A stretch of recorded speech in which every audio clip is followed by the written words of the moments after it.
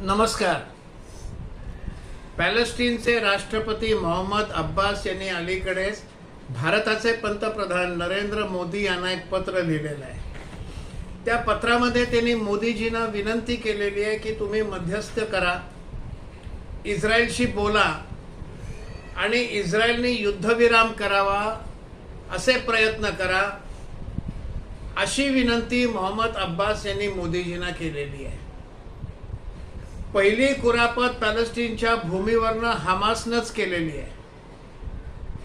या हमासला पॅलेस्टीन अजूनपर्यंत नमवू शकलेलं नाही, कंट्रोलमध्ये आणू शकलेलं नाही, त्यांना लगाम घालू शकलेलं नाही आणि हमास मात्र आक्रमण करताय. पहिल्या आक्रमणात अचानकपणे जे आक्रमण केलं त्याच्यामध्ये यहुदी नागरिक, मुलं, महिला यांचं अपहरण केलं, महिलांची अब्रू लुटली, लहान मुलांना मारून टाकलं. मग इस्रायल स्वस्थ बसणाऱ्यांपैकी नाही. इस्रायलने मग प्रत्युत्तर दिलं, पलटवार केला आणि मग जे आक्रमण सुरू झालं त्याच्यामध्ये आता मात्र पॅलेस्टीन हे होरपळून निघताय. त्यांनी जर वेळीच हमासला लगाम घातला असता, हमासची ताकद संपवली असते, तर आज त्यांना हा दिवस पाहायला लागला नसता. आणि ते कोणाला, मोहम्मद अब्बास हे कोणाला विनंती करतायत? भारताचे पंतप्रधान नरेंद्र मोदी यांना, ज्यांना भारतातले पॅलेस्टीनचे समर्थक कायम विरोध करत असतात. ही विरोध करणारी मंडळी भारतामध्ये सुद्धा ऑल आईज ऑन राफा म्हणून एक नॅरेटिव्ह चालवतात. अशा या पॅलेस्टीन समर्थक जे मोदीजींना विरोध करतात, तेच पॅलेस्टीन मोदीजींना विनंती करताय. आज ते मोदीजींच्या पायाशी आलेले आहेत, त्राहिमाम मोदीजी, त्राहिमाम करत आम्हाला वाचवा, यहुदी ज्यू लोकांपासून, इस्रायलपासून आम्हाला वाचवा. पण ही आज मोदींची जगामधली स्थिती आहे.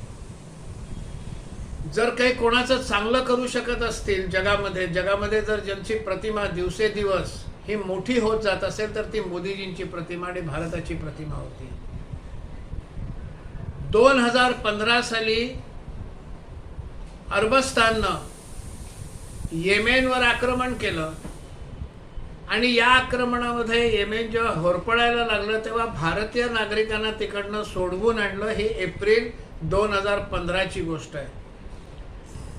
त्यावेळेला जवळजवळ 4,500 नागरिक हे भारतीय नागरिक येमेनमध्ये होते. त्यांना तर आणलंच, पण 41 देशांमधले 960 नागरिक देखील भारतानं येमेनमधनं सोडवून आणले. हे विशेष आहे.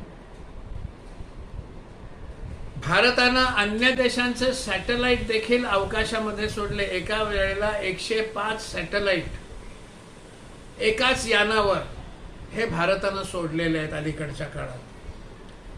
पूर्वी स्थिती अशी होती की भारतीय सॅटेलाइट अमेरिका, नासा वगैरे यांच्या मदतीनं अंतरिक्षात सोडले जायचे, अंतराळात.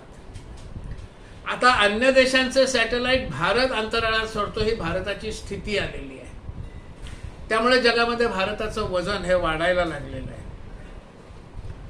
कोविडच्या काळामध्ये जेव्हा सगळं जग हे एका भीतीने ग्रस्त झालं होतं, कसं होईल, काय होईल, उपाय सापडत नव्हता, त्यावेळेला भारतानं 150 पेक्षा अधिक देशांना कोविडचं वॅक्सिन पुरवलं आणि त्यांना देखील या कोविडच्या गर्तेतनं बाहेर यायला मदत केली. भारतीय नागरिकांना तर दिलंच, 150 देशांच्या नागरिकांना देखील भारतानं कोविडचं वॅक्सिन हे पुरवलेलं आहे.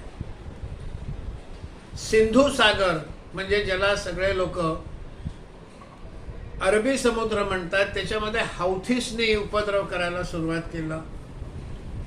अनेक देशांच्या नौकांवर, मालवाहू नौकांवर वगैरे आक्रमण करायला सुरुवात केली.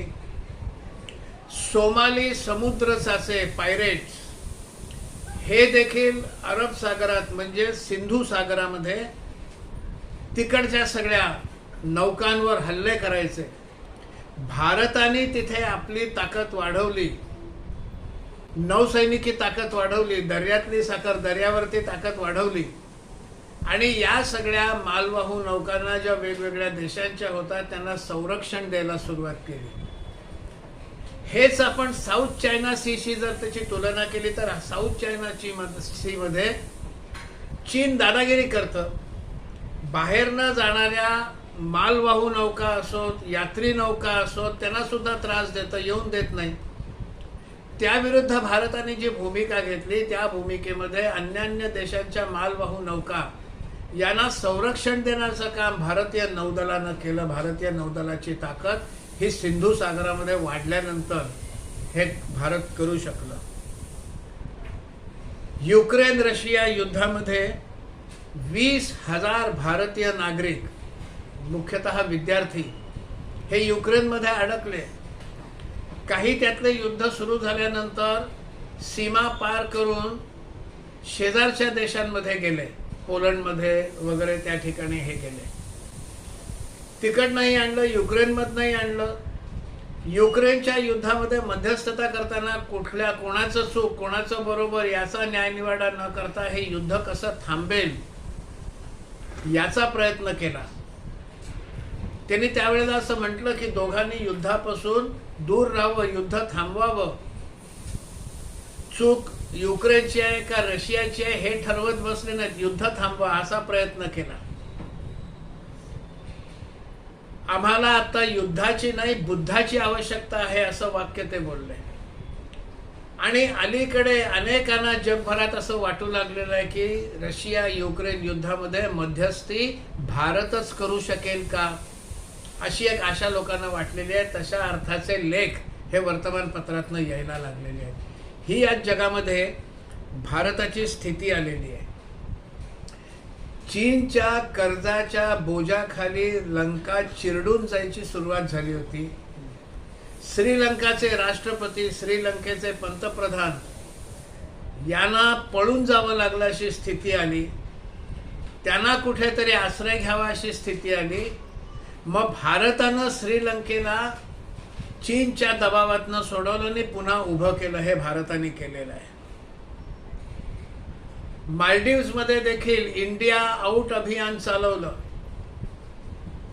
इंडिया आउट अभियान चालवल्यानंतर भारतीय जे यात्रेकरू पर्यटक मालदीवच्या समुद्र किनाऱ्यावर जात असत, समुद्र किनारा चांगला आहे म्हणून त्यांनी जाणं बंद केलं आणि मग लक्षद्वीप वगैरेच्या समुद्र किनाऱ्यांवर गेले. एवढंच नाही तर पॅलेस्टीन ज्या इस्रायलला समजावा असं मोदींना सांगतायत त्या इस्रायलने देखील आपल्या नागरिकांना सांगितलं मालदीव जर आपल्याला येऊन देत नसेल तर तिथे जाऊ नका, भारताच्या समुद्र किनाऱ्यावर भारताच्या पर्यटन केंद्रांवर जा आणि तिथे तुमची सुट्टी घालवा, पर्यटनाची मौज तिथे करा.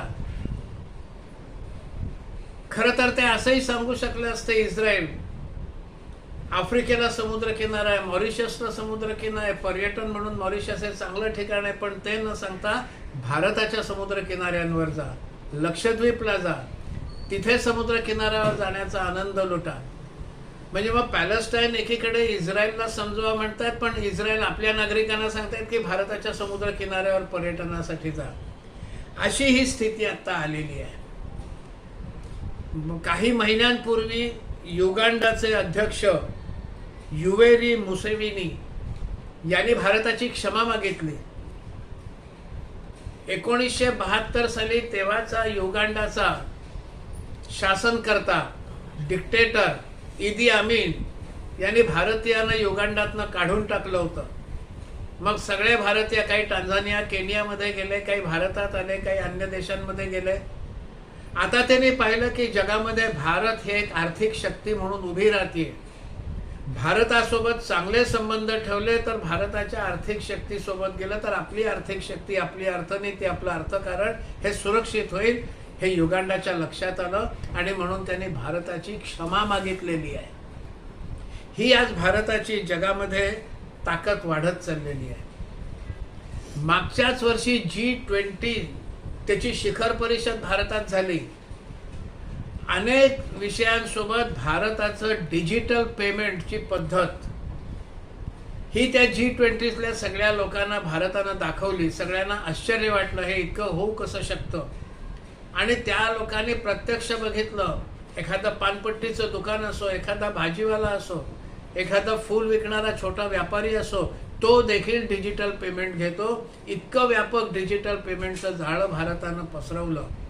हे सगळे अचंबित झाले आणि मग तिथे आलेल्या सगळ्या प्रतिनिधींना डिजिटल पेमेंटची फॅसिलिटी भारतानं दिली. आज अनेक देश भारताकडनं ही डिजिटल फॅसिलिटी आमच्या देशात देखील करून द्या अशी भारताला विनंती करतायत. असं एक एक पाऊल टाकत भारत पुढे सरकतोय. एका अर्थाने विश्वगुरु भारत होईल अशी आता स्थिती आहे. एक काळ होता भारत वैभव संपन्न होता असं म्हटलं जातं. एक काळ असा होता की इथे सोन्याचा धूर निघायचा, इतकं वैभव संपन्न होतं. इथे कधी लोकांच्या दरवाजांना कुलपं लागली नाहीत, कारण इथे चोऱ्याच होत नसं, कोणाला चोरी करून खाण्याची आवश्यकताच भासत नव्हती. असा हा संपन्न देश विश्वगुरु होता. ज्ञान, विज्ञान, अर्थनीती, संपत्ती, समृद्धी, शांती या सगळ्यामध्ये भारत सगळ्यांच्या पुढे होता. हे विश्वगुरुपद भारताला लवकरच परत मिळेल आणि ते मिळावं असं एक स्वप्न आपल्या पंतप्रधानांनी आपल्यासमोर ठेवलेलं आहे. लवकरच भारत विश्वगुरु बनेल अशी आशा करूया. हे विचार जर आपल्याला पटले असतील तर शेअर करा, पण नुसतं शेअर करून थांबू नका, तर लाईक करा. त्या व्हिडिओसोबत यूट्यूबमध्ये एक लाईकचं बटन असतं, ते बटन क्लिक करा. हे अशासाठी सांगतो, अशासाठी आपल्या सर्वांना ही विनंती करतोय की जेवढे जास्त लाईक्स त्या व्हिडिओला येतील, यूट्यूबचं जे अल्गोरिथम आहे त्यातनं यूट्यूब आपण होऊन अनेक त्यांचे जे यूट्यूबचे वापर करणारे आहेत, बघणारे आहेत, सबस्क्रायबर आहेत, त्यांना यूट्यूब ते दाखवतं आणि त्यामुळे हा विचार अधिकाधिक लोकांपर्यंत पसरेल. आपण फक्त एक काम करायचं आहे, जसं एका मताची किंमत असते त्यातनं सरकार येतं, तसंच आपल्या एका लाईकची सुद्धा आम्हाला भरपूर आवश्यकता आहे, कारण त्यातनं हा विचार पसरेल.